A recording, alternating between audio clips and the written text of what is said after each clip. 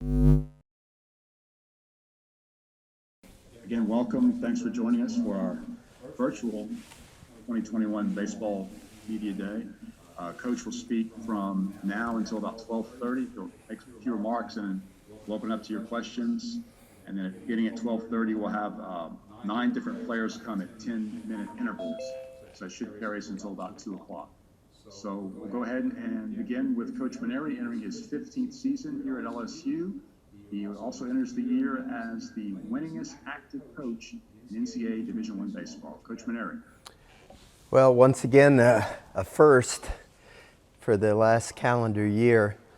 How much I miss having you all here today so we could provide a nice lunch for you and get a chance to say hello to you all individually.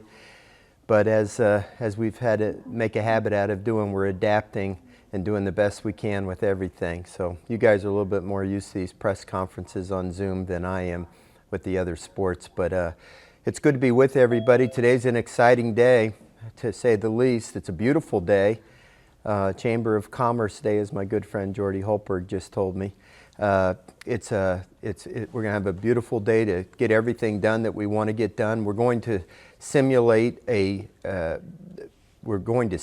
February 19th as best we can with our pregame batting practice, pregame infield, scrimmage game. We've got all 3 flags up out behind center field.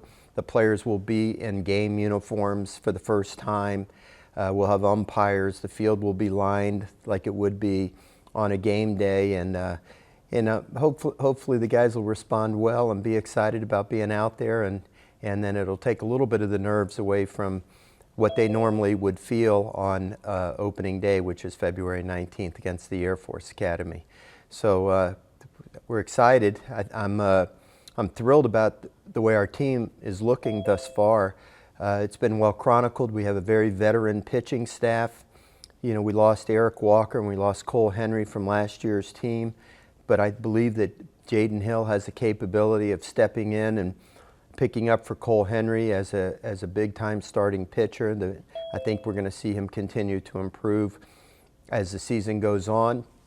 Obviously, Landon Marceau and A.J. Labus give us a veteran rotation. And then we've got so many guys coming out of the bullpen that have had experience with us and done a tremendous job. And when you add that to some of the young freshman pitchers, the pitching staff, it gives us so much to be excited about. Position player-wise, we're probably as young as our pitchers are veteran, but that's not scaring me at all because I think we have a very talented group of position players, and I'm excited about them. And as the season goes on and the more experience that they gain, I just believe that they're going to continue to get better and better. And I just think our team is primed to be one of the top teams in the SEC. The SEC is going to be as tough as it's ever been, if not tougher, because so many schools like us have had players return or not get drafted because of the shortened draft. And so the talent level in the SEC is going to be extreme. I'm not sure how many first-round pitchers are going to come out of the SEC, but I wouldn't be surprised if they're, a third of the first round is SEC pitchers or position players. So it's going to be an exciting season.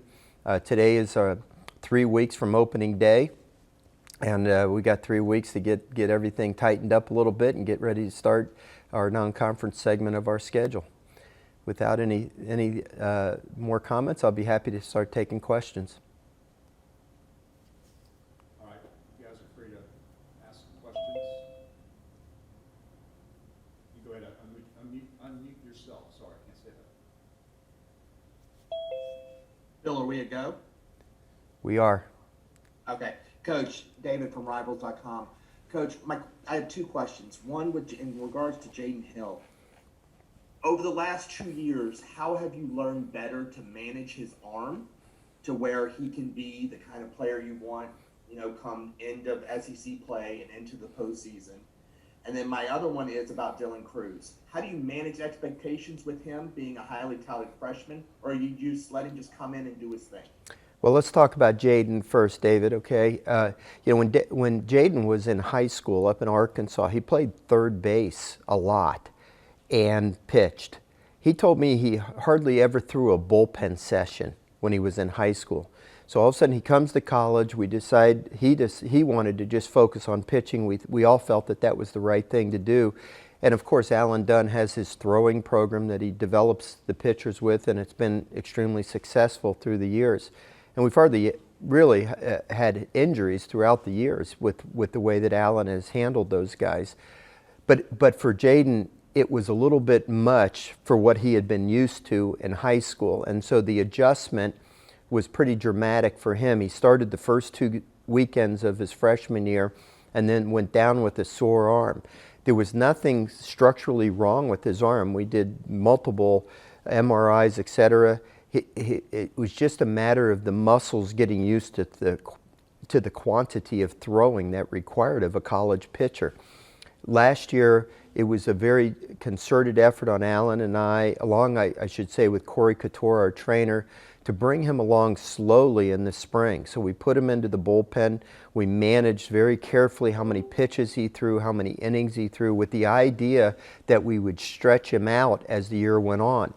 The intention was to start him out in the bullpen, and then ultimately he might have moved into the rotation. Of course, the season got ended before we could realize that expectation. This year, there's no real holding him back. He's going to start the season in the rotation. We may hold him back a little bit more than what Marceau and Labus do, just because those guys are such veterans and have done it so much. Whereas like opening weekend, for example, say Marceau and Labus went 5 innings if they pitched effectively enough, we may not have Hill go quite that long and just constantly be building it up. I really want the kid to feel confident not only in his ability to succeed and dominate, but also to feel that he's healthy. So rather than push him too much early, we might just take it a little bit slower than we do with the other guys. And I think he's going to be fine. He's probably the best athlete on our team, and there's no reason why he shouldn't have the endurance and to be able to stretch it out. But we just want to make sure that we're doing the right thing. If everything goes according to plan, he should have 19 starts. You got 14 in the regular season. You've got the SEC tournament, a regional, super regional, and hopefully a couple starts in Omaha. So, the first weekend of the season is not going to make or break his season, and we want to be careful about that. Your next question, David, was about Dylan Cruz. Hey, listen, I could sit here and talk all day about Dylan. Dylan is one of those kids that you get to come that arrives at LSU and there's something different about him. LeMahieu had that same aura. Bregman had that aura. Duplantis had that aura, and so forth. Not only is Dylan an extremely talented player, but he has a tremendous attitude. He's as coachable as anybody we have. He works as hard as anybody we have. You can coach him hard if you want to. There's hardly ever a need to, because the kid is so in love with the game, and he has the Bregman qualities as far as his passion for the game. I tell him he has Bregman's passion, but he's got LeMahieu's swing. He hits the ball with such authority to the opposite field. And the other day he hit a home run off A.J. Labus in a simulated game about halfway up the stands in right field, opposite field. You don't see right-handed hitters hit him like that very frequently. So this kid has a lot of talent. Now, of course, LSU fans, when you start promoting guys like this, they expect a guy to hit 100 home runs and bat 500 and never make an out. We got to keep reminding ourselves he's an 18-year-old youngster, and he's going to have some days. The game is a humbling game, and he's going to have days, and one of the things he's going to have to learn to do, because he hasn't had a lot of failure in his career, is be able to manage the failure without losing confidence and so forth. But I would not be surprised at all, because of the maturity level of this kid, that he's going to be fine. All right, looks like you guys have been putting questions in the chat, so we'll just go ahead and do it that way. Okay. I'll go to Glenn West with the next question. Hello, Glenn. Hey, Paul. You mentioned some of the new guys that we could see out in the field. I'm just curious, who are a couple of those guys that could really show something early on this season? And I also just wanted to ask about Trey Morgan. He was somebody that we heard a lot about in the fall, about his potential and his future at first base. Just talk a little bit about him and how exciting his promise is. Well, you pretty much answered your own question, Glenn. Trey Morgan is a kid to really be excited about. Gosh, do I love this kid. I had no idea he was this good when we recruited him, but he's a tremendous ball player. I've coached now, this will be my 39th year. I would put him in a category of maybe 5 first basemen that I've coached in my entire lifetime as far as his defensive skill around first base. I told him yesterday, you might be the first left-handed throwing shortstop in the history of the SEC if I have enough courage to do that someday. But he has those kind of glove skills, to be able to pick the ball and so forth. So in all honesty, I'm a little bit concerned about the left side of our infield defensively. We've got some work to do there. But one of the things that gives me confidence is knowing that Trey Morgan's over at first base, because the throw doesn't have to be chest high for it to be an out. He's got not only ability to pick balls in the dirt, but he's also got a wingspan where he can leap, reach, stretch his footwork on the bag to be able to give maximum distance, to be able to stretch for a ball. He's just got great instinct over there. And oh, by the way, he's probably going to hit second or third in our order. So that'll tell you what a tremendous potential I think he has as a hitter as well. And another just great kid, like the same qualities I talked about with Dylan Cruz as far as his love of the game, his work ethic, his coachability. There's no prima donna in either one of those kids. I tell you, they are all team oriented, and they just want to be good baseball players for us. I'm real excited about some other freshmen, Glenn. Brody Drost out of Barb High School, I think, is a young, budding Greg Dykman type player. Will Safford out of U High. I have to catch myself from saying little Will Safford, because I say that affectionately because I can look him eye to eye.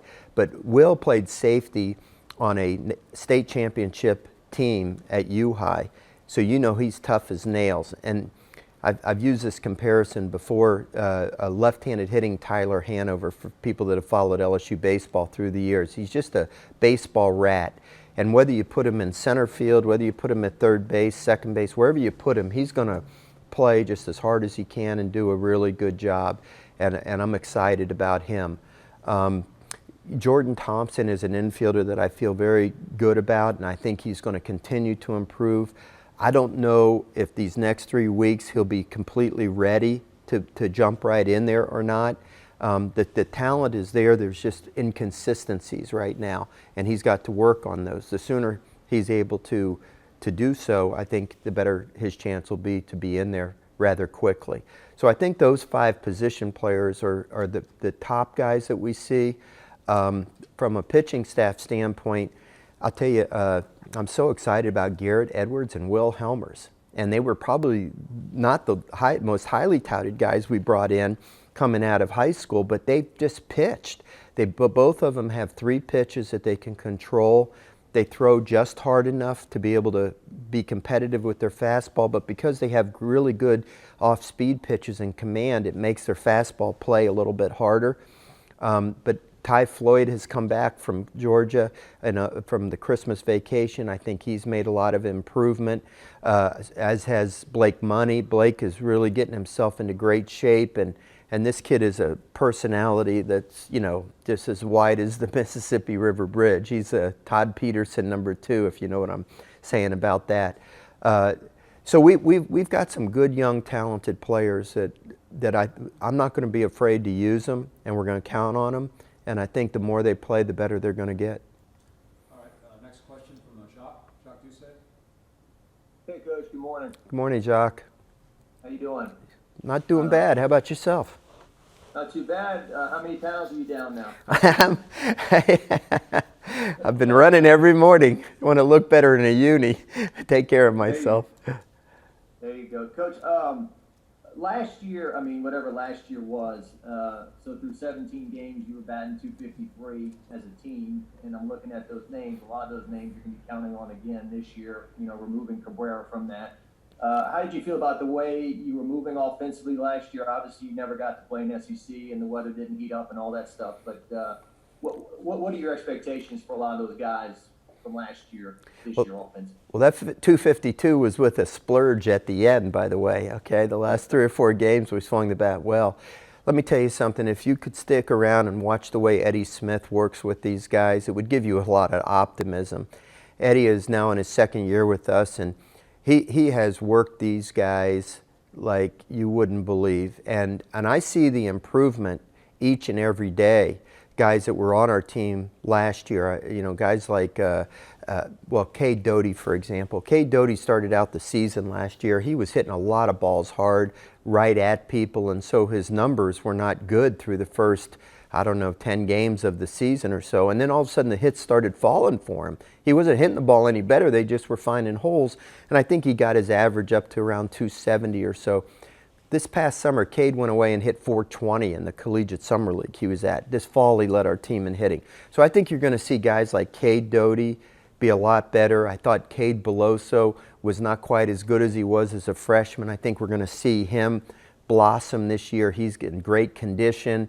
He's been, walloping balls out of the ballpark daily in batting practice, showing that power that he demonstrated in his freshman year. Gavin Dugas is coming on great. I think Giovanni DiGiacomo is going to be a real wild card. If Eddie can get him to just be a little bit more consistent. He ended up hitting 350, I think, and led our team, but the extremes were way up here and the extremes were way here as well. If we could try to get it a little bit more consistent, his speed is such a great asset that if he can just put the ball in play, he's going to make more things happen. I think some of those veteran guys, I think, are going to be better. Milazzo's working hard, so is Hayden Travinsky. I think there's going to be some improvement out of both of them offensively. But the thing that's going to give us a better offensive team as well, Jacques, is going to be these young freshmen that I just talked about. Don't be surprised if you see Morgan and Cruz hitting in critical spots in the order right out of the gate. I'm not going to be afraid to throw them right into the fire. All right, next question from Wilson Alexander. Is it my turn? Hey, Wilson, yes. Fire All away. right. Good. Oh, we just, Somebody just walk around and the sensor will bring it right back on. there we go. I know my Champions Club. This is, as far as I can tell, going to be, because y'all are trying to play a normal structure to your season. One of the first attempts to really do that since the pandemic started, at least in college. What are going to be the challenges of getting through that, and kind of how do you plan to sort of approach being able to play 56 games in the midst of what's still a pandemic? Well, first of all, Wilson, it took us a long time to get to the point that we decided to do this. We started talking, I say we, the 14 SEC coaches along with the administration of the Southeastern Conference. We started talking about this way back in November, I believe, and we literally had a Zoom call about every 2 weeks.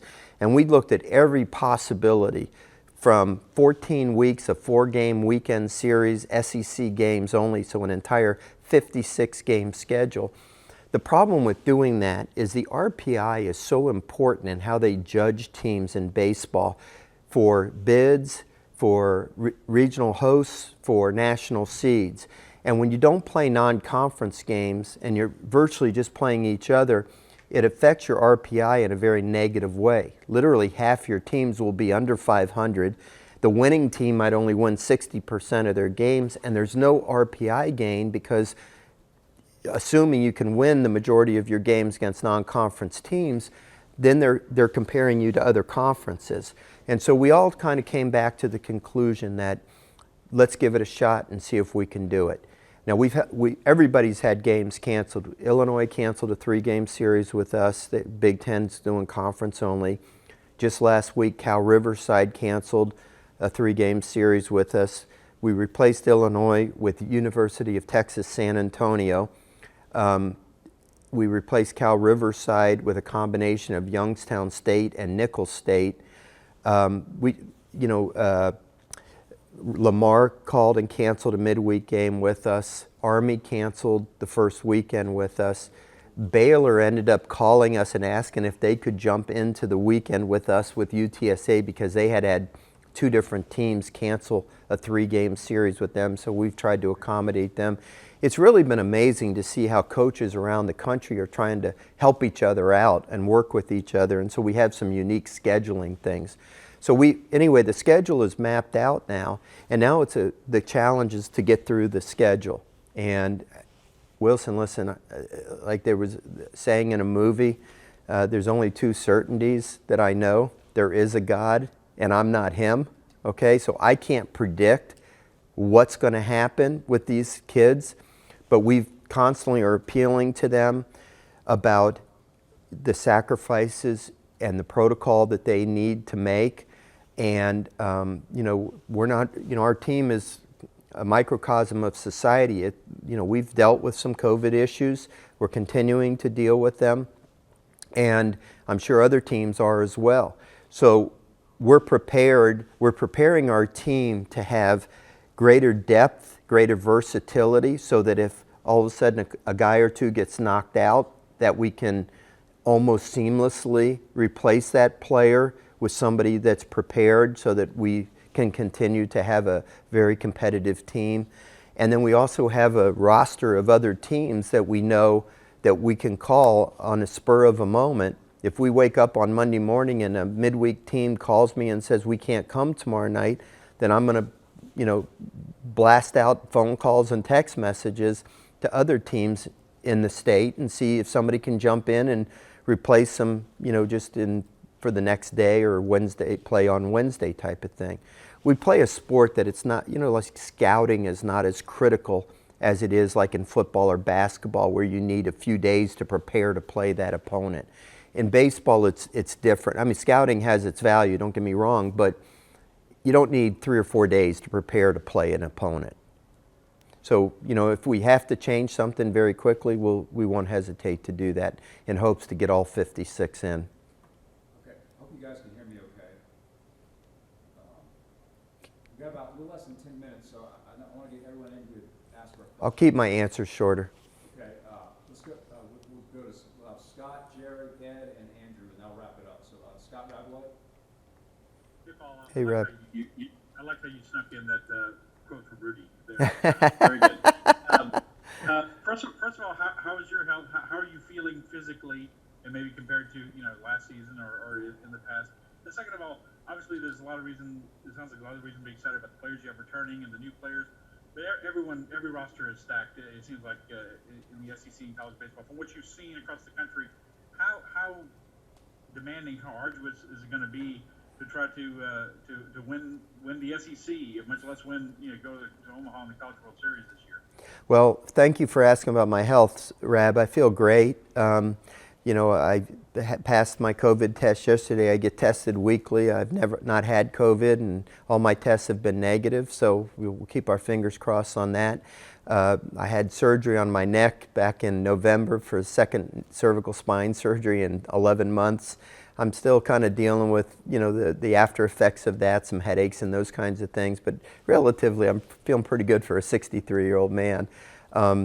As far as the competition in the SEC and across the country, listen, college baseball just keeps getting stronger all the time, and this might be the strongest talent-wise it's been maybe in a few decades. A few decades ago, there were a lot of rules that were in place that allowed for college baseball to really flourish. And then a lot of rules in the NCAA were put in that started to limit what you could do and teams and so forth.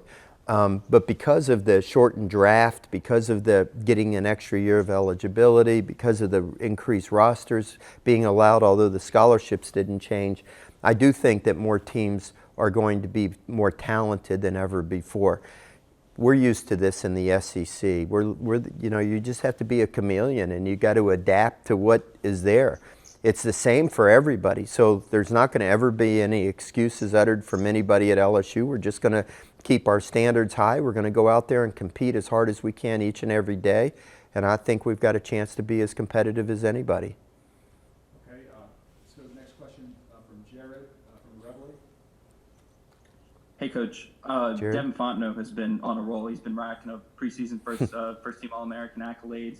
You had mentioned back in the fall that he had thrown like a major league bullpen type of bullpen, sort of level. Has he locked in his place as the closer? And if so, how much confidence do you have in him going forward? It's amazing that a kid that is a preseason All-American and has done the things that Devin has done can seem to be underrated by most people. People want to emphasize, one poor outing or one inconsistent outing or whatever you want to call it. But Devin is now a fourth-year player. He can throw the ball up to 95 miles an hour. His slider's better. His command's outstanding. He has such a better understanding of what he is as a pitcher and what Alan Dunn and I expect out of him. Absolutely, he's our closer. There's no question about that, and I expect him to have a big year. I thought he was on his way to having a great year last year when it got cut short, but he can't do it alone. He's going to need a lot of help in that bullpen. We're going to have, as you know, a veteran rotation, and assuming Jaden Hill, runs with that job and does a great job. But if your starting pitcher goes out there and pitches you 5 to 7 great innings, you got to have somebody that can handle the last 2 or 3 innings of the game. So not having a good bullpen can ruin a season. But I feel confident in our bullpen, not just in Fontenot, but Matthew Beck and Mikhail Hilliard and Aaron George and all those guys that, I know I'm forgetting a couple of guys, Trent Vittmeyer. These guys are veteran guys, and I think some of these freshman arms are really going to surprise people. And we even got a junior college kid by the name of Alex Brady that I think is going to help us a lot. He's a little bit of a Chris Cotton clone from the way he pitches, but I think our staff's going to be solid, and it needs to be. If you want to compete in this league, you better have a great pitching staff. Okay, we'll try to get let's go to Ed Daniels. Ed? Certain people. Only certain people will get on. Somebody hasn't muted themselves, I think. There you go. Thank you. Is Ed still on? Yes. Ed, you're muted. Sorry about that. That's okay. Paul, when you get to a weekend series in the SEC, your starting pitching is so important. I don't know if this is the right term, but based on where we might be with COVID, will you hide guys, or will you, how do you make sure that you keep those guys clean as far as being able to pitch Friday, Saturday, Sunday? Well, that's a good challenge, Ed. It's going to be it's like having the quarterback of your football team. If he goes down with COVID, you better have a good backup. So, we're just going to, look, you can't be with these kids 24 hours a day. All you can do is appeal to them to do the things that we think give them the least chance to catch it. And that is, to spend a lot of time in their apartment, keep their social groups small, make sure they're wearing their masks, go through drive-throughs to get their food, and that kind of thing. And hopefully we'll have good fortune with it. But I don't think you can quarantine a guy to a degree where you can absolutely guarantee his health. And we're just going to hope for the best and plan as best we can. And if somebody does go down, listen, if Hill or Fontenot if Hill or Marceau or Labus or Fontenot, those guys caught it and were put on the shelf for a little while, then somebody else is going to have to step up and do the job. You just got to treat it as though somebody had an injury, and you've got to care about their health, that they come back to health soon and they recover. But in the meantime, you got to get the job done with the guys that are left for you, and that's the attitude that we're going to take as a team. Okay, we'll try to get the last two in. Coach. Andrew Clay. Andrew Clay, KATC in Lafayette. I wanted to ask you, I know what happened last March is certainly not ideal and everything that got shut down, but now that you look back 10 months later, can you find any silver linings? No. No. I just feel terrible for the kids that they missed out on an entire season. And not only our kids, but the guys that were high school seniors or second-year junior college players. And it's been an awful thing for everybody to deal with. And I think the one silver lining, I can give you an answer to your question, is that our players will never take anything for granted again. You have something taken away from you, maybe it increases your love of that particular thing, and you don't take it for granted ever again. Okay, last question from Scooter Hobbs. Scooter? Whoa, well, we can't have a press conference without Scooter Hobbs. Come on. Hey, you're looking at your roster. You got more players than the football team. Hey, Scooter, our Scooter's timeout. Our roster is only 38 guys. It's only 3 above what we normally would have. Well, I don't know. It just looks like more. Does that present a challenge dealing with that many kids? Well, like I said, it's only 3 more than we normally have. We've got a couple of guys that aren't available right now because they're nursing injuries. So you get down to 35 that way. And hey, listen, you know, the good problem to have as a coach is when you have to make tough decisions between good players on who you're going to utilize. The bad problems is when you have to make decisions between players that aren't as talented. So it's part of the game. I've been making tough decisions for a lot of years. The best way to deal with things is just to be upfront and honest with players, and that's what I've tried to do.